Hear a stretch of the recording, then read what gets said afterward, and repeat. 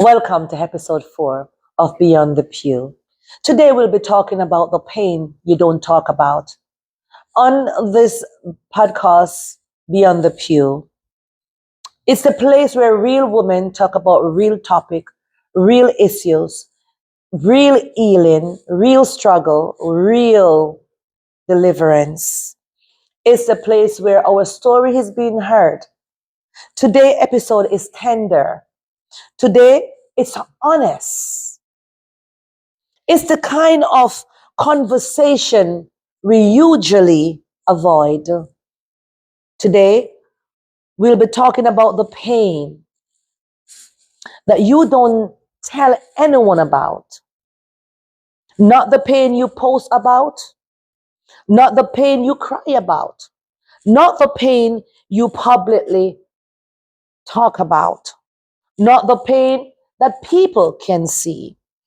I am talking about the pain you carry in silence, the pain you have learned to function with, the pain you have buried deep, deep down that even you don't visit often. Even you forgot because you have buried it so far. I want to introduce you to 4 beautiful ladies. We are going to have a panel discussion about the pain we don't talk about. So I'm going to start with an introduction as they introduce themselves to you. And I want you to know that even though we are ordained leaders, even though we carry titles, we are not carrying titles on Beyond the Pew. Beyond the pew, we are being we. Beyond the pew, we are being real. Beyond the pew, we are the people that you can talk with. We are laying it out as it is on Beyond the Pew. On my right, I have Maxine Bailey, and Joanna Smith. Marie Rankin, Claudia Coke Blackwood. and let me tell you something about this wonderful lady today. We are going there not to expose you, but to free you. Welcome. As we dive into this topic, I need you to know that every woman has a silent pain. Every woman have a disappointment she never voiced, a betrayal she never processed, a wound she never admitted, a moment that changed you, a moment you pretend it didn't happen. We hide our pain because we don't want to look weak. We don't want people to judge us. We don't want to reopen what was barely survived. We don't want to explain what we don't fully understand. But here is the truth.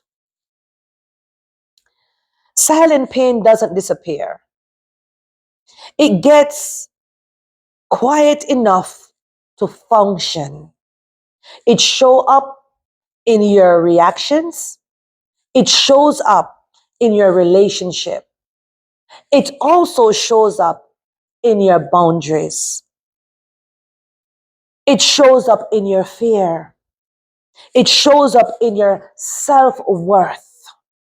And God is saying to you today, I want to heal your pain.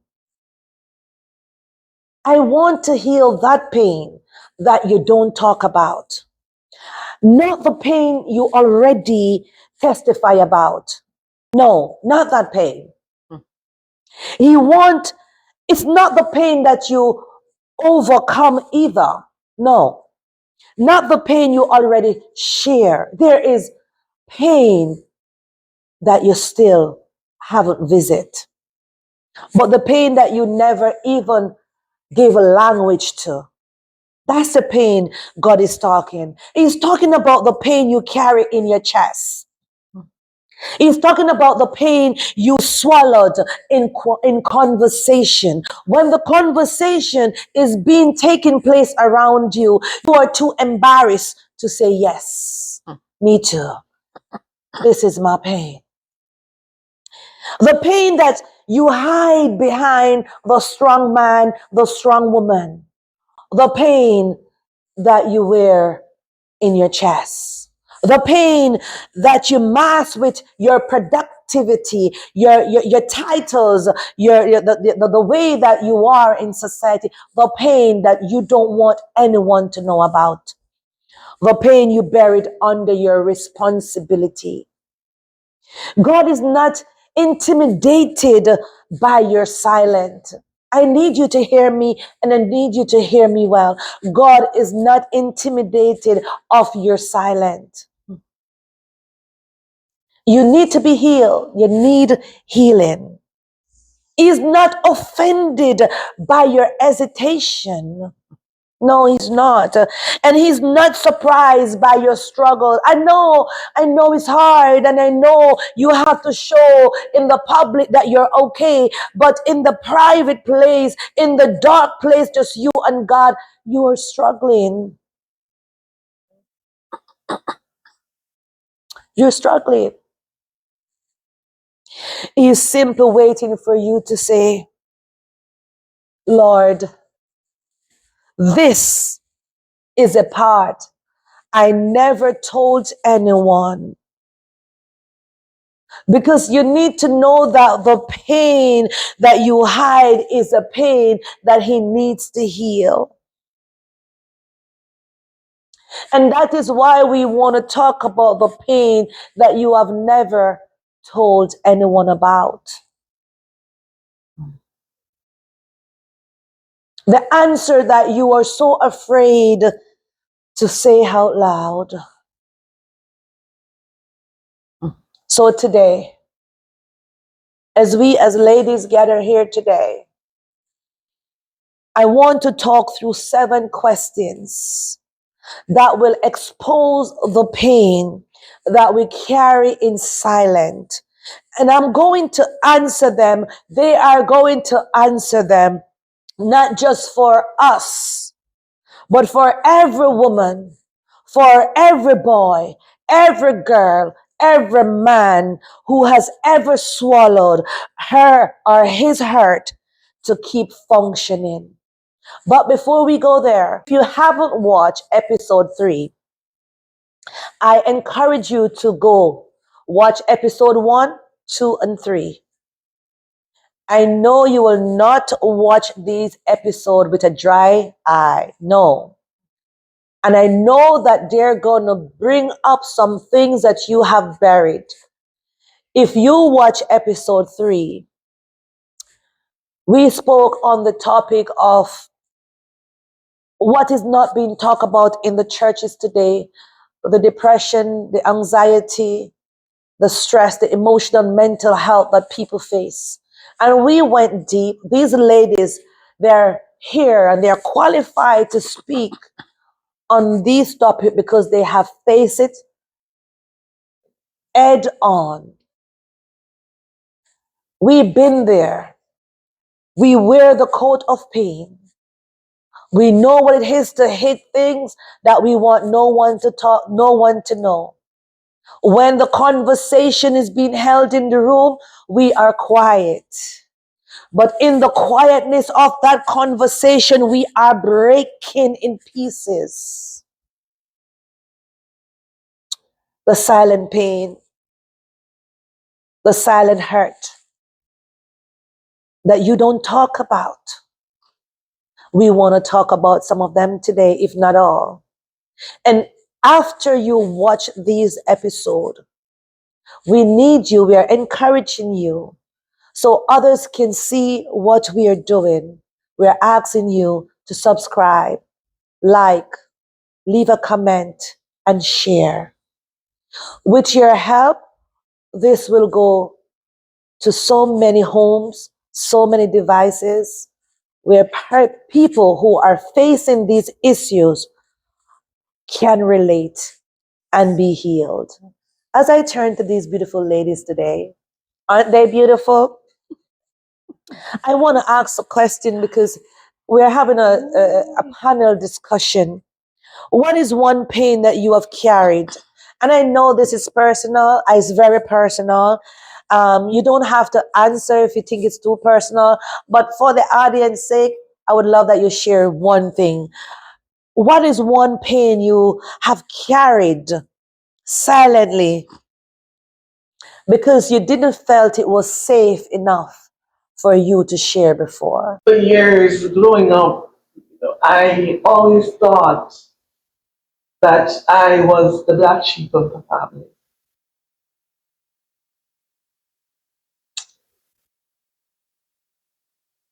Hmm. Take your time. I was either the short, ugly.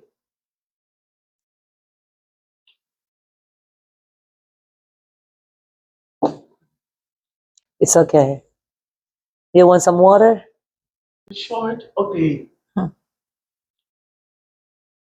child of my mother.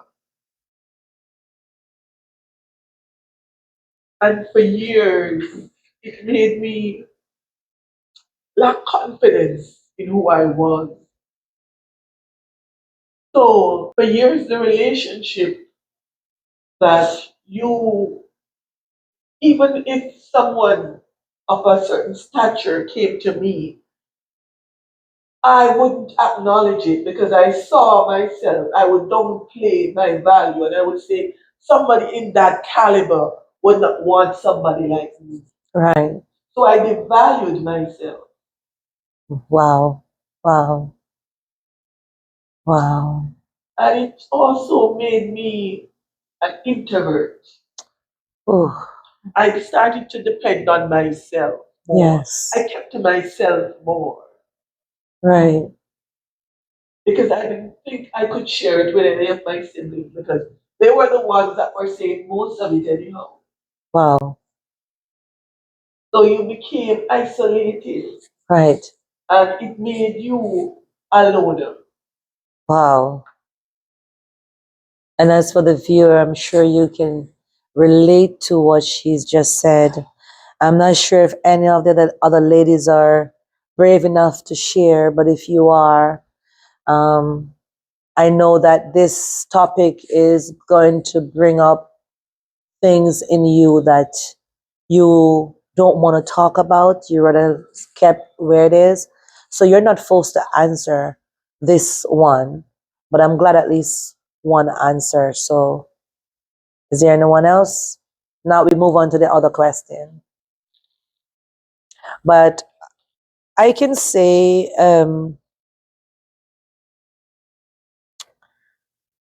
whew, You know the sad part about it? Sometimes I don't even think they realize how they were hurting you. They don't realize the impact no, that it was leaving and the impact that it made on you.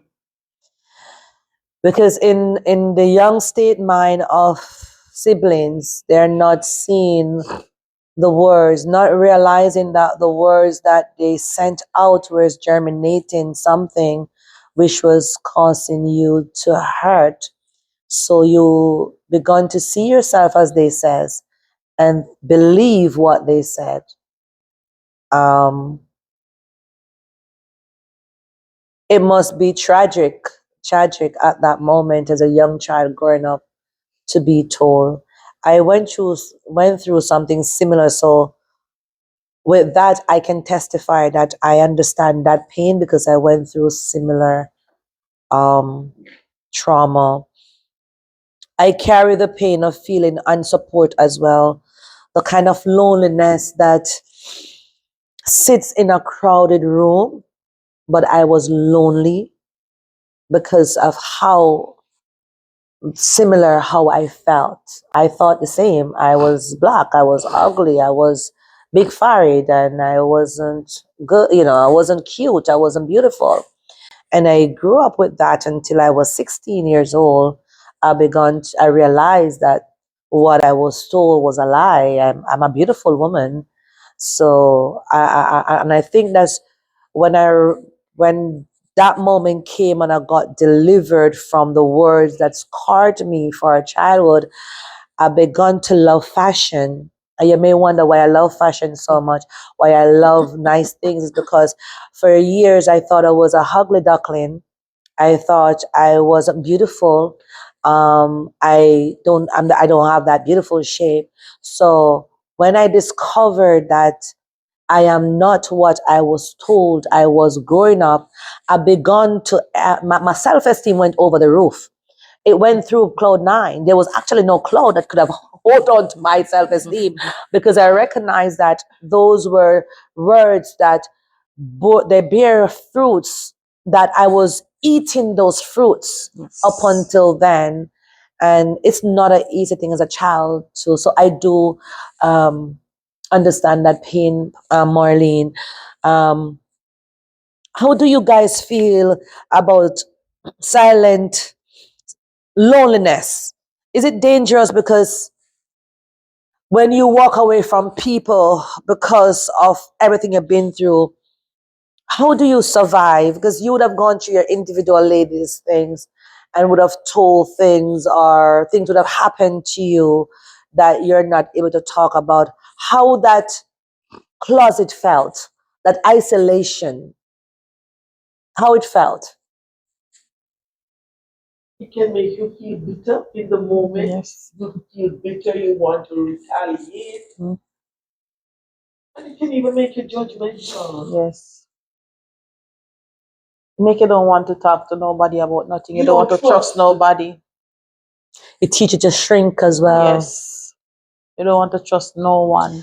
And you said something that you become an introvert. Yes. So it allows you to, it teaches you to survive independently. Independently, You yes. don't want anyone at all Yes, around you, you, just yes. you, because hey, no, I'm not gonna allow anyone to Mhm. tell me I'm an ugly duckling anymore. Yes. But you know, one of the things that I learned is that God didn't design you to carry life alone.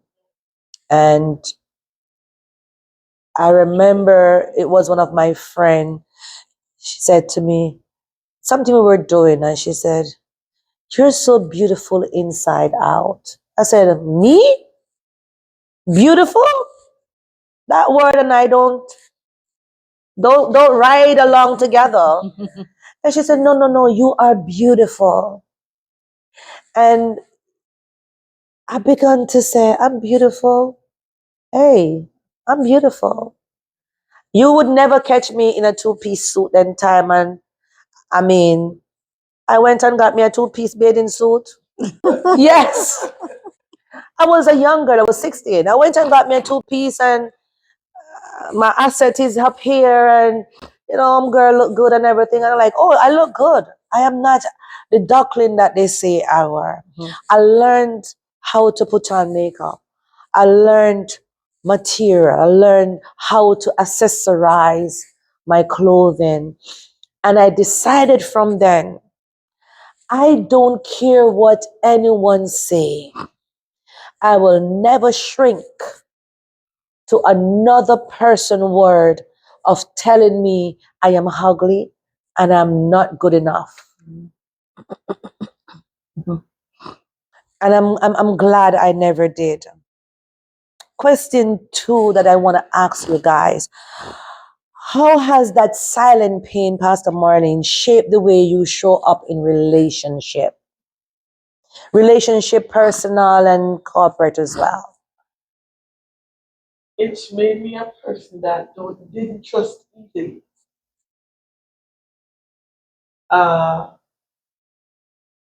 I wouldn't just share how I was feeling with anyone because deep down I felt like I couldn't really trust you because of past experiences. Right, right.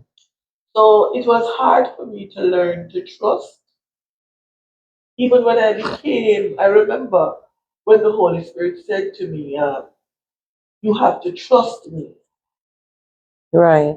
And I remember responding, my response was, yes, Lord, but I've been doing this on my own for this long time that it's going to take time for me to really trust you. Mm. I Because all along from childhood through marriage, you thought, as you said earlier, that people that should have had your back, but they didn't. And people who you confided in and thought that, they would be there for you and they are your, when the young people would say ride your on, ride Or or on, die. die. right? Mm-hmm. Yes. But the moment that you didn't do what they wanted to do or Yes. say what they wanted to Say. hear Mm-hmm. or colluded with them in some way, fashion, or form, then Yes. you realize that mm, I can't trust this person. Yes. They have Mm. proven to me that they are not trustworthy. Yes. And I've seen it in my own life, speaking for my life, in so many instances, even where I would try to share with people and I would be there for them. But then they really show you who they are. Yes. Yeah. And then there again, the trust was just destroyed. I, for me, a thing that I don't talk about is I nearly got raped at a young age from someone very close to the family. I never told my mother ever. And that thing traumatized me for years. Imagine if it literally happened, what would have done. The fact that it nearly happened, it traumatized me to the core where I was afraid of MALE. I wouldn't go in any close promiscuity with any. I was that fearful. And I think the fearfulness came because the person was a family member, was close in the family. And the fact that that nearly happened, it took a toll on me. I remember when I even first got married, it came back in one of my session with my spouse, and it's as if I had to just push him off because I was like, that thing hit my brain, and it was during some of my counseling session that I got over it. And up until now, I have never told my mom. I'm 50 something, and I've never told my mother up until today. Never. She don't know about it. She will know now if she watched this podcast, but she will not know that this nearly happened to me. And it happened, you know, I tell you, ladies, when you have your children and you have to travel and leave your children, it's one of those things. And I remember when my mom came here, and we came here young, but she wanted me to go to school in Jamaica and everything, and that is when it nearly happened. You understand? And I couldn't tell her. I didn't want her to feel like she failed me, because she didn't. And even my daughter today, I just let go of my daughter as she's like 21, and I just basically let go of her by saying, okay, she's in college now, so I have to take that string that I hold on to her, that protectiveness of a mother. And we have that relationship where we can talk about anything. But the mere fact that I go through that, I would not want my child to go through it. So I can imagine a person who go through that, and that thing hit my head. Years, it hit me. You see, it reminds me of what some sister Joanna said in the previous episode, that when you don't deal with the trauma, it Yes. follows you. Yeah, Yes. it hit me for a while, and then And that's why it's good to be honest with the things. And I tell you, I understand persons who doesn't want to share their story, but I share mine because when after you get healed from what you're going through, there are people who's going through the same thing that you've been through. And just to hear your testimony, give them a hope to know that they themselves can be healed as well. Yeah. So what do you fear would happen if you actually, because I realize three of you ladies are talking, so so we're not pushing these ladies, but what are the fear, ladies, that you have why you don't, that you feel like you wouldn't want to talk about it? Do you feel like you're going to erupt something, or does this question bring on something that is unhealed? Thank you, Janet, for bringing me on this panel this evening. Um, I read a part of your book, and in your book, you spoke about abuse, and even since night, you speak about abuse. This is a very delicate topic for me. I was also into abuse situation. I was abused physically, mentally, in every way. All the alley. All the others. I was abused, and until it reached to a point that I didn't want to live anymore. Yeah. It's delicate because there are things that I've never spoken of, my Right. children haven't known. Right.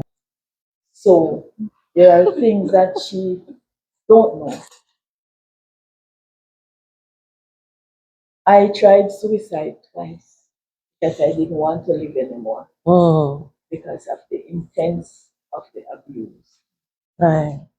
I also was told that I was not good enough. I was spit upon the most derogative way that you can think. I was put down, my self-esteem was so low. I do things to myself that I came to realize that it was really the plan of the enemy. You know, I overcome now. I am an overcomer. Right. But I remember the first time I attempted suicide. Uh, my children was in the house. My God. Yeah. But it was so intense that I said, God, I don't want to live anymore. If this is what you have for me, Right. I don't want to live anymore. I don't want it. And so I went and I take up a bottle of bleach My God. and I started to drink the bleach. Yeah. And I drank that bleach until I passed out on the floor. Ooh. Uh, Mm. I know when I fall asleep, but I didn't want to wake up. I didn't know if my children left the house or if they were still in the house. I didn't know if I had died or if I was still alive. Right. But then I wake up. And when I wake up, I say, God, why am I not here? Why am I still here? I thought I would die. But then, you know that until now, the bleach never done me anything. God. God. The bleach have never done me anything. I have never taken a washout. I have never gone to the doctor. And when I wake up, the bleach bottle was right beside me. Oh, Jesus. And nothing happened. Nothing happened. No cut me tripe. Purpose Nothing. cannot die. Nothing happened. And the Purpose cannot second die. time Yeah. around, I drink kerosene. Mm. I drank a bottle of kerosene because it get in more intense and more Right. intense, daily more intense, battering. There were times when I couldn't even come out of my house Ooh. because I was bleeding from here, bleeding from there. People in my district thought at one point that I have a lot of children. That's why I couldn't come to my room. Oh, gee. But I would hide the scars under so many things. I would stay inside and look outside through windows. Mm. I would not go outside. There were times when I would not take a bath. Oh, my There were God. times when I would not brush my teeth. There were times when I didn't know who I was.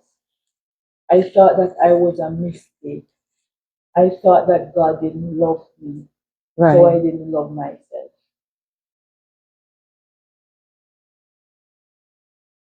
But somewhere, somehow, I knew that God had a purpose for my life. Right. Because even through the abuse,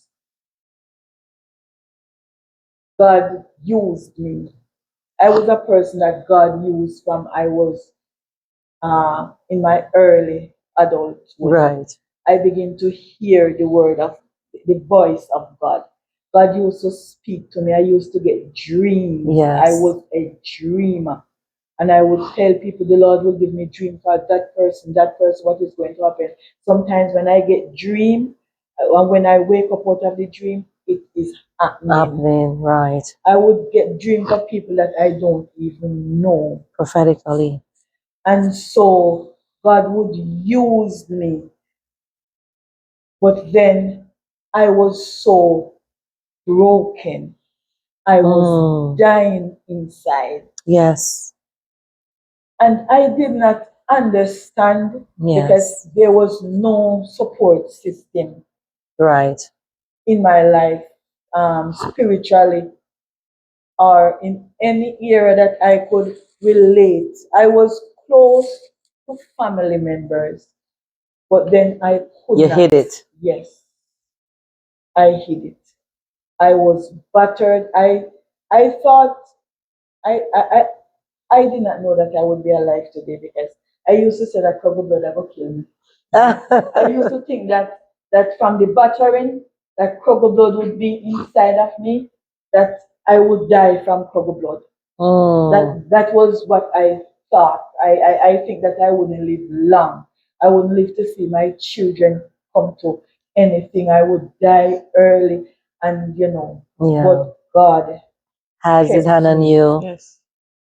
Wow. There were so many times I went near death. And let me tell you about the night that I got saved. I used to be a good church goer, but because I was into a relationship, at that time, I was into a relationship. I was not married at that time. Right. So I go to church, but I could not fully commit. Mm-hmm. And I heard a lot of people said, God don't use persons like that. And I am here That's not true. to let you know Mm. that that is not true. Mm-hmm. There are times when I go to people and tell them the Lord said. There are sometimes people would come to me and said, Maxine, you know that what you prophesied in my life, it come to pass. I didn't even know what prophecy was at that time. Right. I just know that the Lord said something, I heard it and I said it, and it happened. And the night, it was a Sunday night. Can't forget that Sunday night. And that night I was going to die. It was it wasn't me who was going to take my life that night. It was the abuser planned to take my life that night. He had a plan, but God had a different He plan. had a plan. the, the the tool was under the mattress. I slept on it. I did not know it was a machete. Oof. And the machete have sharpened all the way up to the handle. I was going to die that night because I chose God. Oof. Look at it. And I was in the bed that Sunday night, and the Lord called me. by my name. Nobody else was in the room. I look here, I look there, there was nobody. But I hear my name called 3 times. Right. Maxine, Maxine, you have to get baptized tonight unless you are going to die. Ooh, powerful. I didn't know how I was going to die, but after that I know that there was a fire on me. Ooh, And I get out of the house and I started to run. I did not have proper clothes on. I did not have shoes on. And from then they start calling me mad woman. They say I'm mad. mm, And I was living, I don't know if you are from Macon. yes. I was living in Asburn store. And there was a crusade at Ice Factory. You know where the Ice Factory is up Macon? Yes. And I started to run, Janet. I started to run and I run and it was me who running because I passed every vehicle. Mm, I run and I pass every vehicle. Vehicle stop to give me ride. right. I'm wondering what is happening, but I did not accept any ride. There was a fire on me, and I started to. I did not know that there was church going on. I did not know that there was baptism going on. I did not know nothing. But God take me to the church that night. Hey. And when I reached at Glenmuir Road, I heard the music and I heard the singing. And I said, where is the church? I'm looking, where is the church? But when I go up further, I see the church across from Ice Factory right over there. There's a plaza there now. It was an open lot that time. Nothing was there. And when I went on the premises, I saw it was the last night of the crusade, so you know. Wow. Wow. So everybody that is going to baptize, they were already dressed in their white, their head ties. They were sitting on the front seat waiting to be testified. And I came and I stand at the back. And the Lord pushed me to the middle. Right where you see that middle post hold up the tarpaulin? Yes. The Lord pushed me right there in tears. And I said, God, I cannot go up there. And then the Lord pushed me up to the altar. It was a white man preaching.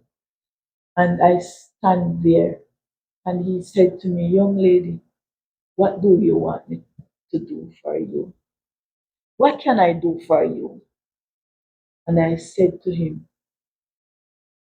I don't know what you can do, but all I know that God sent me here because I'm going to die tonight. And if I'm going to die, I want to die in In Jesus. Jesus. So he said I should kneel at the altar. He prayed for me.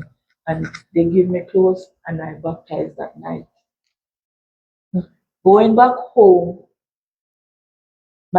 he heard that I got baptized Mm-hmm. because the message reached him and he came for me. When he came for me, he bring me to every bar Mm. and buy liquor, said I have to drink it. That time the murder tool was in the house.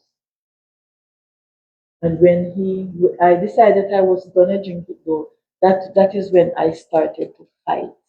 Because I said, God, if you have done this, that means is either I'm going to die and go to heaven, or you're going to protect me tonight. Right. So I fight. Reached home, get into the veranda. I didn't want to go inside the house with him. So I stand on the veranda. He tried to pull me in. I did not want to go in because I want to wake up the whole neighborhood. I want everybody to know what is going on. What I was hiding before, no, I want No more everybody to shame. know. No more shame. No more shame. Yeah. Yes. So I want to wake everybody up. And when he went in the house and I see him come out with a machine, he take it out from under the bed and he Ooh. hold it up like this. And he tell me everything that cannot be repeated. And he said he's going to kill me tonight. All I could do is just suck onto him. And I hold him like never before. And I bawl out for Jesus. And I never stopped bawling out for Jesus until I see him hand give way and the cutlass drop out of my hand. Mm. And that night was my deliverance. Oh, my God. God has delivered me Mhm. that night. There were times when I pull back, when I fail God. Yes, there are times when I ignore God's voice because I also go through church abuse. Lord, that is a different. Mm. But then, through all that pain, yes, I get away, but then the trauma, the years, because that relationship went on for 17 years and 16 years of it was abuse.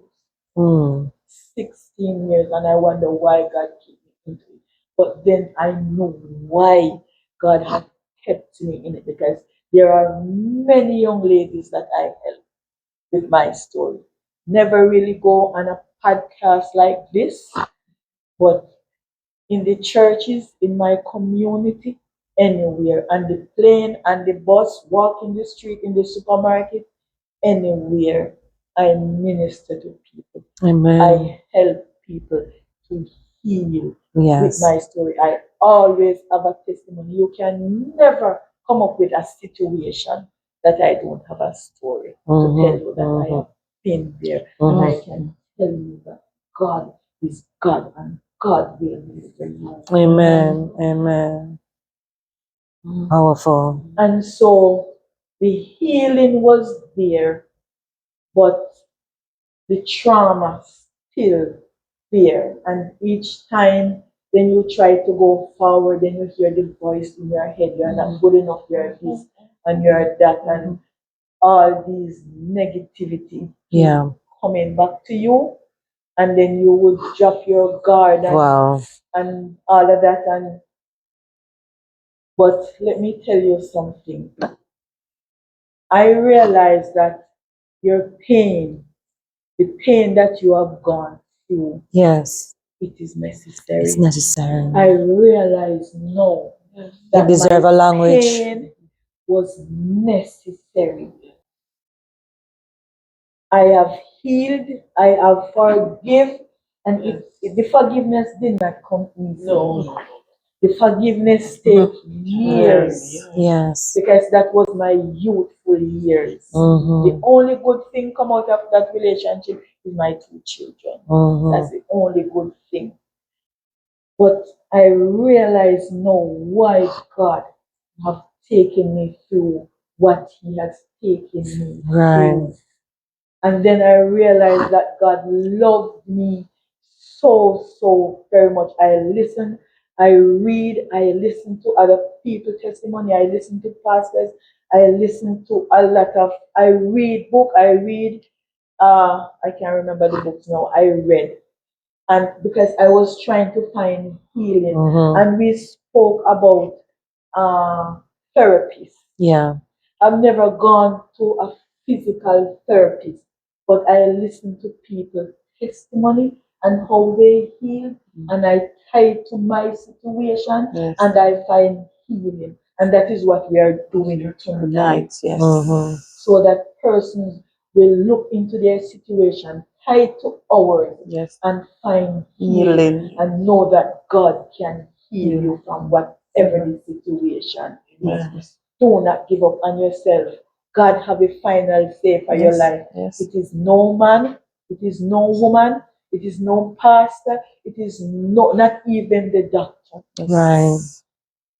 God Himself has Wow. a final say. God have a mark on all of us. Yes. And if God doesn't give the enemy the go ahead, He cannot.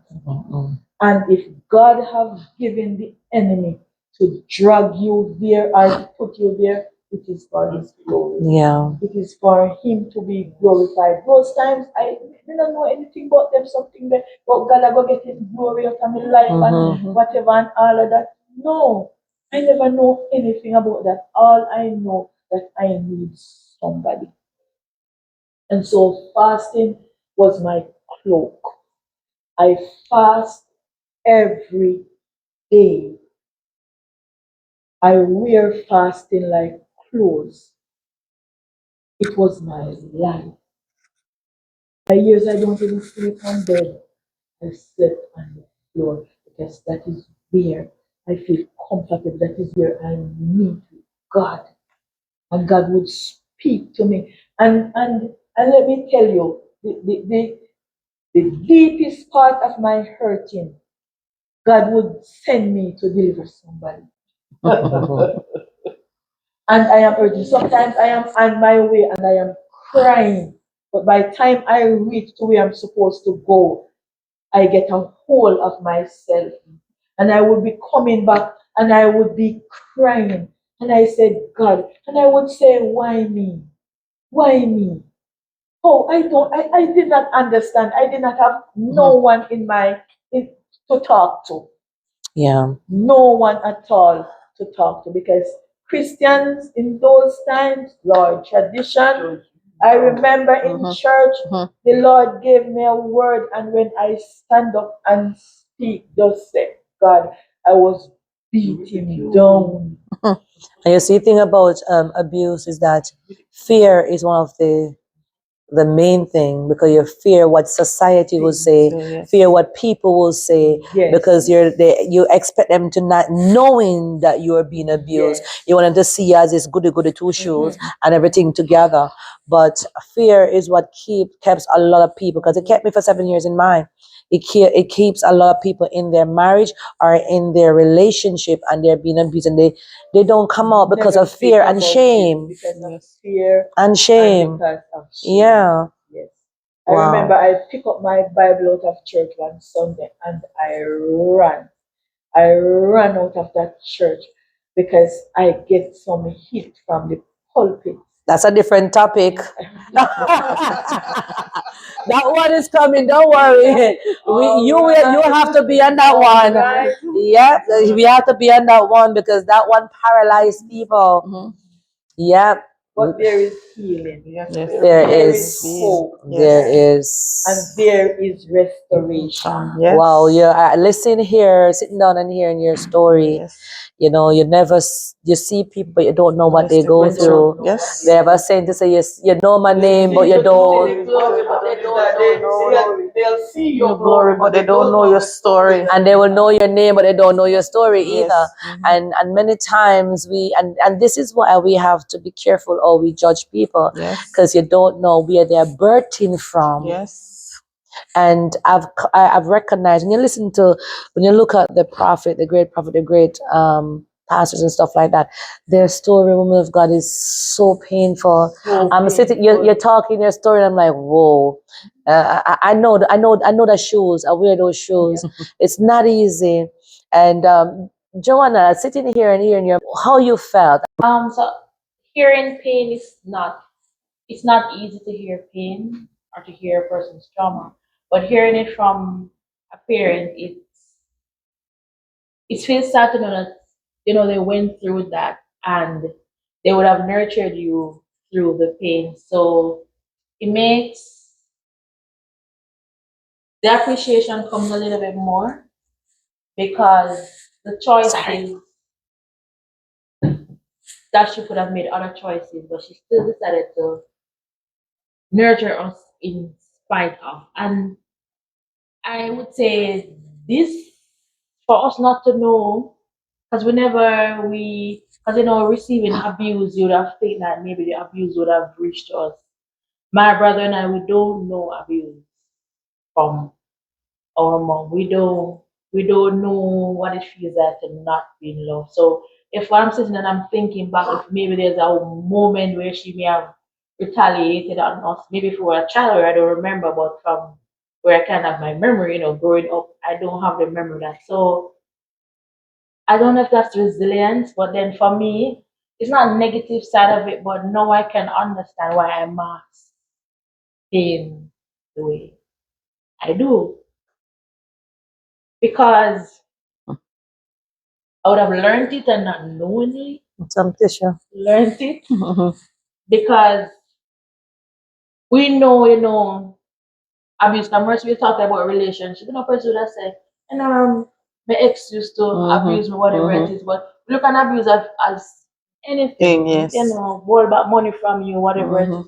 But you know the depth of it, and for the depth of it to be that you want to take your life, and it is more than words that can say. So for her to live years masking that fear, that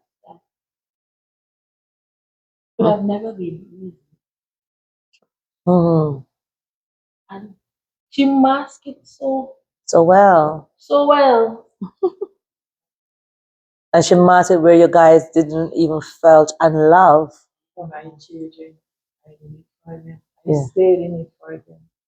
There were times when I left the relationship, but somehow I found myself back. Don't know why, but as I said, I think God was molding me.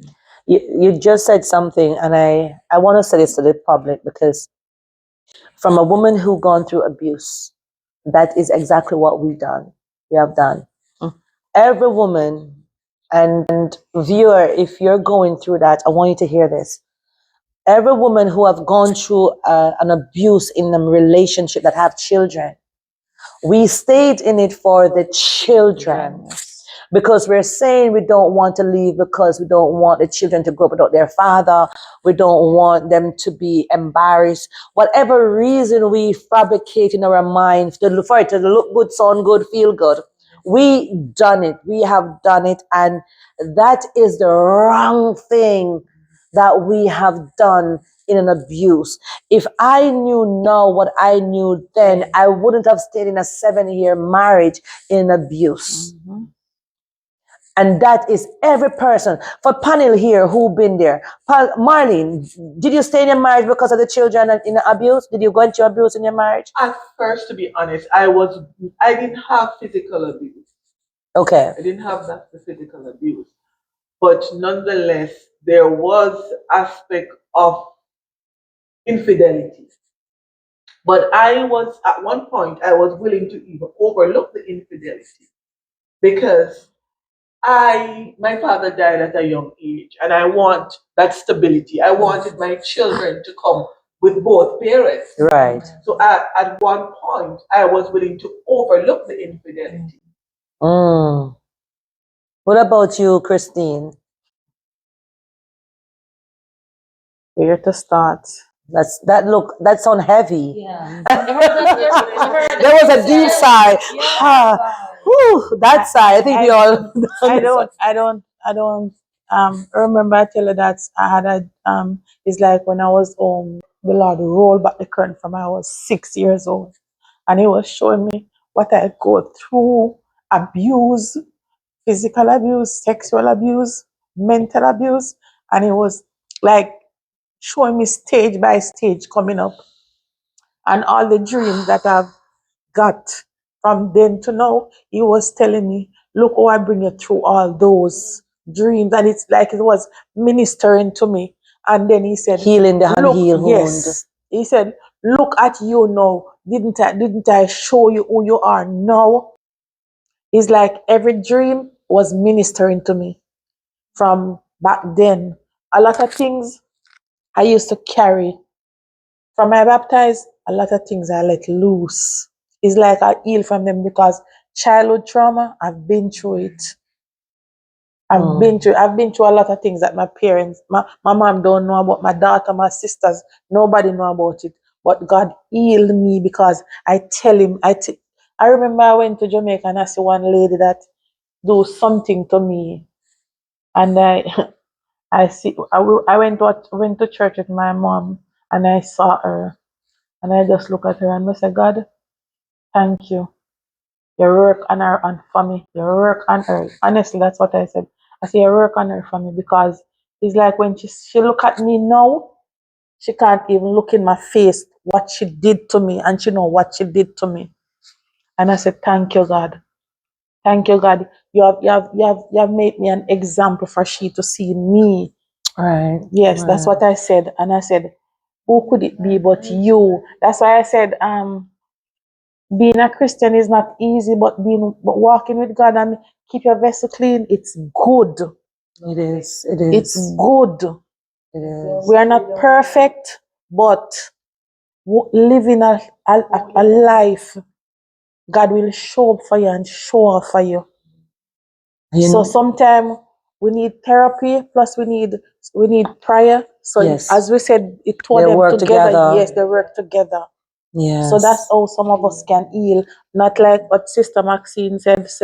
She said she didn't went to therapy, but She heard through yes, books. she heard right. Because there are different avenues of Right. being healed. So prayer and testimonies, as you always said, Apostle, testimony heal people, and that is so true. At the church, a young lady hugged me and she visited and she said, "Thank you for your testimonies.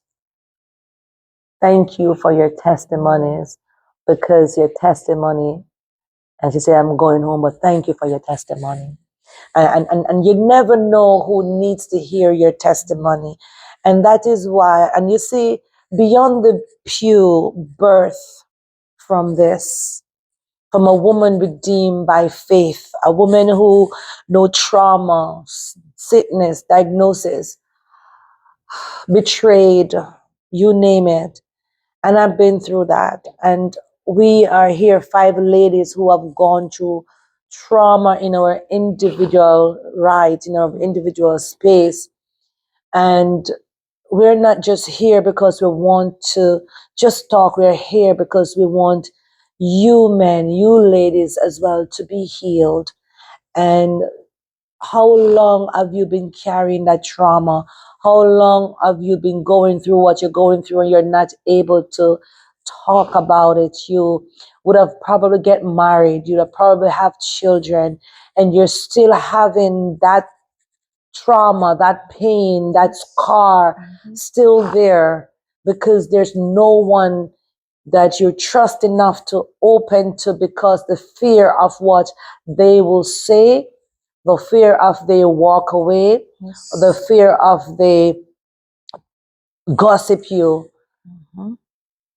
When I when the Lord said to speak, to write the stuff that I wrote in my book, I wrestled with God for one of them for the longest because that I did not want anyone to know. And I never testified it in this church. No one never heard it, but they saw it in the book. There are things that God will allow you to speak after He healed you. And let me tell you, it was during that process I got my healing because I had to confront it. So the enemy have no evidence against me with it. Yes. And a young lady said to me, she said, Apostle, when I read your book, she came to the book launch. She said, your book allowed me now to speak. And I went to her thing and she spoke on it. So there are things that we are holding, and we are holding because we're not healed. Yes. But when you're healed, you're going to be free to speak. So whatever is causing you not to heal, take it to Jesus, take it to Him, and He will. He will. And if it's mean that you have to do therapy, do it. I am evident, as Joanna said, we're in the healing chair. Yes. These days we're sitting in the healing chair. We're sitting in the healing chair. Yes. And I want to say, ladies, it's not, there's so much I would love to discuss on this topic. I think we can probably do a 2-part on this one. But I want to ask this question though. What is it each of you need from God right now? Each of us, I should say,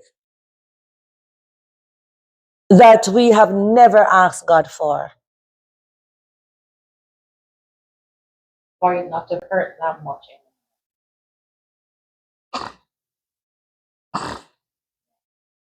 And you know what He's going to say? Have you given it to God? Because if you haven't given it to Him, the healing come by we facing it. We be honest with it. Apostle, it's easier to not face it. And that is what the enemy wants us to do. because when you don't face what is spiritually, mentally, emotionally killing you, it become a demon, it become trauma, it become a giant that is overtaking you. So when you show up and smiling, you still have to go back home and you have to face that secret dark place by yourself with that thing. And I'm a believer where I'm always telling people, if you're not ready, don't be forced to it. But get yourself to a place. If this thing is become a monkey on your back, the monkey has to come off. And some trauma takes longer to heal than some, and hence the reason why it's good to do therapy. Because sometimes we'll pray yes and nothing happens. Something we have to involve fasting in it, and something you need that counseling to go through, because I tell you, there are things that I would have gone through that I don't believe I could ever share with anyone. And my abortion, the abortion was one of them. And it doesn't matter who you are, I'm not opening that place with you. That was my, I honed on to that secret. Yeah. And I said it in before that when I came off of that abortion bed, I stepped into prison, mentally, emotional prison for years. Yeah. And you have seen me functioning here and being used in here, but I had that thing to deal with. And there were times when I said, God, forgive me, but those were just rundown forgiveness. It wasn't really going to God and really repent fully the way that I should. And many would have said, why are you saying that? Why are you telling people that you did this and that? Because that was my trauma. I did that.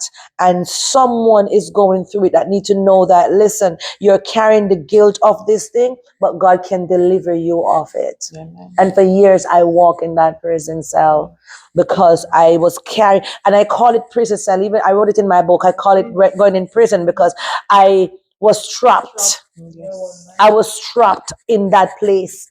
I never left that prison until when the Lord said, put it in your book. And I fight with God for the longest. No, why do I need to put this one in it?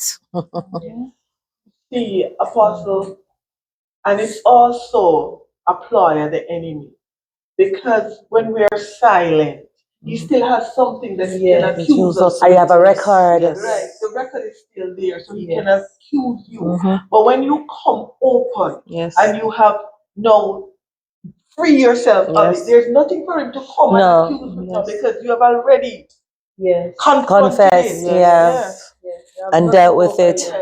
Nothing over you. And many times, you see, even from our youth, the enemy knew what God, the plan what God had for us. Yes. We didn't know. No. And so he orchestrated traumas. He orchestrated the hurt. He orchestrated depression. He orchestrated everything. Suicidal attempts. Right? And I don't know about, Maxine spoke about suicidal attempt. I also went through that. Yeah. Right? I remember once when the enemy said, why don't you just run the car over in the sea because you're more dead than alive. Yeah. So he knows what God has. He sees it. Yes. So he deter us. He put us through trauma to damage your spirit. And he deter you. From the plan of God, yes. But it says destiny delay can never be denied. When you have that mark of God on your life, you are going to fulfill what God has in store. Yes. Yeah. For me right now is asking God, one of the things that I'm asking God for, because I've lost trust in man, I honestly do, is to give me the ability to trust again. Teach me to trust again. complete. Yeah, that is where I am with God, because every time you would have opened up to someone, they would have hurt you. Every time you would have trusted someone, they would have hurt you. So it's like I don't have no more trust to give anyone. So it's like I believe I'm at the place where I believe anyone will can betray me and will betray me because at any time. So I'm looking. It's like I'm intentionally looking for it to happen because I have, I've been through it. I've been bitten too often. The worstness. Yeah. So that is what I would want God to do for me. Yes. Well, I would want God to take fear, all of it. I have come a long way, a mighty way, but I want Him to take all of it. Fear. And fear is a dangerous thing. Take Fear over faith, faith over fear. all of it. Yes, yes. What I want God to tell him to teach me how to be totally reliant on him. hmm Total True. reliance, Lord, and not at any point to rely on self. True. That's Christine? the same thing I was going to say. With the testimony, Mr. Manager. Yes, Yeah. God. Sometimes you say you rely on God, but no, you take it. This situation comes. It's like you And the say, thing, yeah, you're right, because even to Yes. trust people, and because I was going to mention discernment, I think right now I need to discern people more to you trust know, them. I was listening to something like that. I think I share it. I don't know if I share it with you on No, I TikTok. didn't. Said, Maybe. I see a lady was saying, your friends, you have to learn to discern your Yeah. friends. You have to discern. Learn to discern your friends. It's something my husband always said to me. You learn have to learn to discern your people friends. around you. Yes. Because Yes. yeah, No. not only that is just when you discern, because I realize that when you get people close to you, Yes. you don't discern them. Yes. You don't see them, so you take your eyes, the spiritual eyes come off of them. Yes. So now I want to be able to put my eyes on everybody. So I don't want people too close to me Yes. where I can't discern them. you. Yes. You have to do that for you. Yeah, Yes. it's my peace of mind. Yes. It's my peace of Yes. mind. Yes, it's my sanity. Yes. It's my because when I looked, and it's not easy because remember now, society love gossip, and when people hear one story, they don't need to hear the truth. No. They just want to hear one thing and they run with it. Yes. But when and you don't need to justify to anyone. Because if people, number one, people believe what they want to hear anyhow. They believe it already, so they already make up their mind what they believe and think Yes. about you. So why are you gonna explain yourself to anyone? So you have to be at the place right now where it's about God direction. Pastor Molly now always say pray, pray, pray, pray. Everything pray. Ask God, pray. Yeah. So and I mean discernment is what we all need to do. We need to discern everything. Yes. I have got back to the place where even if I have to come, even today I said, Father, should I come? Even though we have the date and the plan and everything to come, I still ask in the Lord, should I come to do this? Because I'm at a place where I'm intentional with Him now. Everything must line up with Him. Before I come out of my car, I'm asking the Holy Spirit to open up my discerning eye. Yes. So, discern to everything, every person that I go, so that I'm not just go blindfold into anything or no. Yes. That's where I'm at. As a person that I was, even though you may have trusted me yesterday, but But tomorrow it can be a I different, can be a different person. There you person. go. Yes. And you're holding on and you Yes. trust Yes. that you had for me Yeah. Yesterday. Yeah. So Yes. it's not that you are guilty or you are it's like your discernment wasn't working, but it's like You'll- you discerned at first and you Yes. accepted me. Yes. So you have now said, but I've changed. Yes. Mhm. And you lay your guard Yeah. Yes. Down, Yes. down. So and so many people, and this is why our sixth podcast will be on church earth. We'll talk about the hurt that we go through in church. Some of them are self-inflicted. and some of them are journeying church art. And we want to talk about what people are facing, and even out of the pew, beyond the pew, at work, in the family, because you do have also an enemy. You do have enemy at your work. So it's not just within the church, and you're hurt everywhere. True. And again, Janet, discernment is critical for us Yes. as women of God, Yes. because the enemy is not going to send you somebody that he knows won't you won't have the time of day for. Yes. Mhm. But he's True. going to package them. Yes. And he's going to send you a Camouflage. friend. Yes. The Because he's camouflage. a master. Yes. Counterfeit. Yes. He's going to say, okay, she want a friend. Mhm. So you go in. Yes. He send them strategically, Yes. Before the You go Lord in sends someone. under the guise Yes. of being a friend and get Yes. chummy with her. Yes. Make her believe Yes. that you Trust can you. get. Yes. She can totally trust Yes. you. Yes. So she'll lay her arms down. Mhm. And when she gets so vulnerable, Yes. that's when I will strike. Yes. And so many persons would have got hurt in that because they would have Mhm. opened up things to people that they Yes. never So we opened need up discernment. before. Yes. Lord, should I And trust this person? Yes. and because they open up those things that they never talk about, but open up to this person instead of some person carried on their chest, but some person would have opened up, and then the same person turn around and you know Yes. violate that trust. Yes. Um, as we come to the end of this podcast, I want to say thank you, ladies, for being here. Thank you Yes. for Thank having you. us. Wow. Wow. I've seen tears on the podcast. Mm. I've seen person talking and you're tearful. I just want us to just take a slow breath right now. Everyone, just sit up straight. Straight. I want you to just inhale, hold it, slowly let it out. One more time. Hold it, out. One more time, slowly. Hold it, hold it, hold it, let it out. How did that feel? How did that feel? Like, Let your shoulder just drop for a moment. Come on.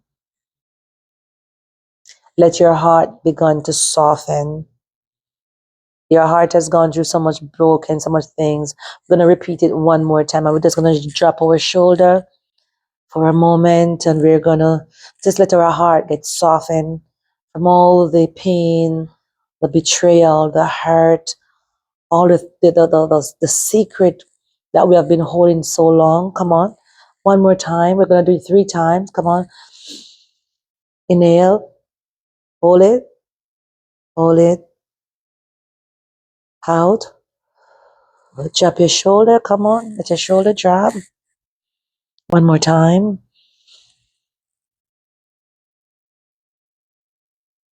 Out. The last one.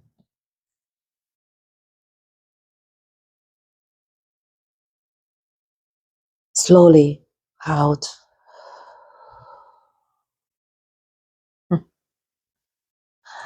Oh, that feels good. I want you to know that you are not here by yourself. You don't have to carry it by yourself. Your silent deserve healing.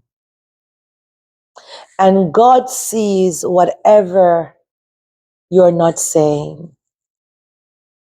I want you to know that you're safe in the hands of the Lord. He's holding you in his healing hand.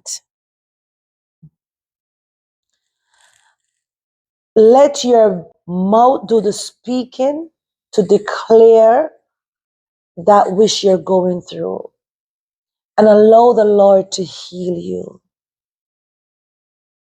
And I know you may be saying, Janet, you don't understand. Maybe I don't. But I can tell you this much. God has never failed me. And I'm a walking testimony that he still is in the healing business. And as you have heard from us ladies today, share this podcast, invite someone, send it to someone that you know need to hear this.